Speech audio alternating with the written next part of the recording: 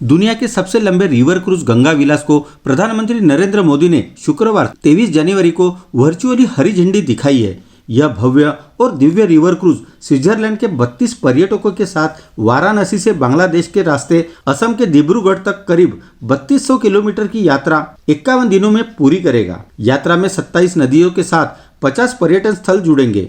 इसके furniture, crockery, कमरों के रंग व डिजाइन में 1960 के बाद के भारत की झलक दिखेगी।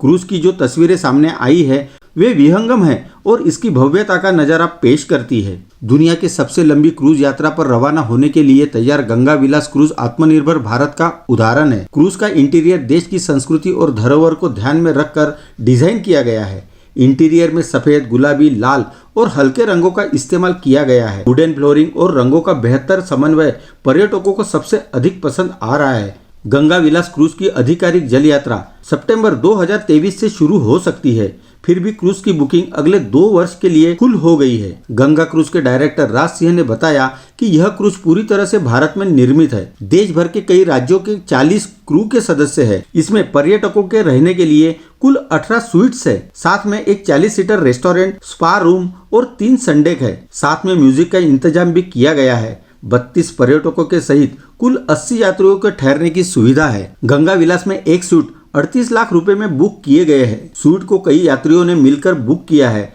ऐसे में एक यात्री के हिस्से में 13 लाख रुपए का खर्च आया है। अलग अलग ट्रैवल स्लॉट के लिए किराया अलग अलग है। इनक्रेडिबल बनारस पैकेज की कीमत 1,12,000 रुपए है। इस पैकेज में गंगा घाट से लेकर रामनगर तक का पर्यटन शामिल है। यह यात्रा 4 दिन की होगी। वही बनारस में एक दिन की यात्रा का किराया $300 यानी करीब 25,000 रुपए है। कलकत्ता बनारस पैकेज का किराया 4,37,250 रुपए है। कोलकाता से बांग्लादेश की राजधानी ढाका तक की यात्रा का किराया भी इतना ही है। कोलकाता से मुर्शिदाबाद राउंड ट्रिप 8 दिन के लिए 2,92,875 रुपए देने होंगे। अंतरा क्रूज प्राइवेट लिमिटेड के निर्देशक राज सिंह का कहना है कि क्रूज में 3 डेक है। तीनों डेक पर अलग अलग सुविधाएं है। क्रूज पूरी तरह से इको फ्रेंडली है। कचरे को एक जगह एकत्र कर सुरक्षित रूप से निस्तारित किया जाता है। प्रदूषण का स्तर शून्य रखने के लिए ईंधन के रूप में हाई स्पीड डीजल का इस्तेमाल किया जा रहा है। इसमें लगे ऑयल स्प्रेडर डीजल को गंगा में जाने से बचाते हैं। क्रूज में 60,000 लीटर पानी स्टोर करने की क्षमता है। क्रूज को इस तरह डिजाइन किया गया है कि पर्यटकों को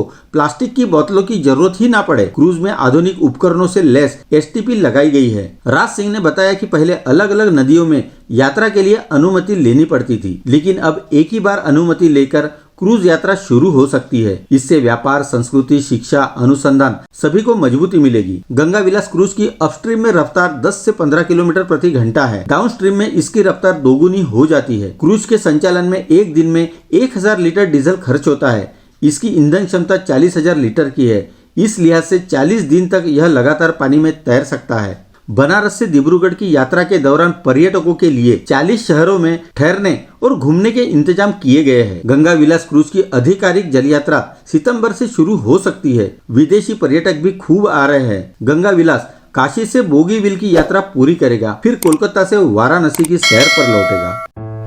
चलो जल्द ही मिलते हैं नए वीडियो के साथ ग्लोबल इंसाइक्लोपीडिया में।